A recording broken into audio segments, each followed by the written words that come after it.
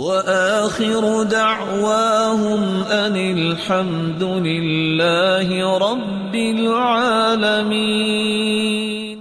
امام ابن القیم رحمت اللہ علیہ فرمایا کرتے تھے 3 آیتیں جو سمجھ لیتا ہے نا، 3 آیتیں، زندگی میں بیمار نہیں ہوتا۔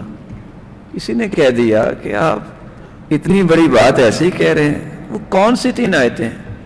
کہا کرتے تھے کلو واشربوا ولا تسرفوا، قرآن کہتا ہے کھاؤ اور پیو اور اسراف نہ کرو، مناسب کھانا کھاؤ، مناسب پانی پیو، اسراف نہیں ہونا چاہیے۔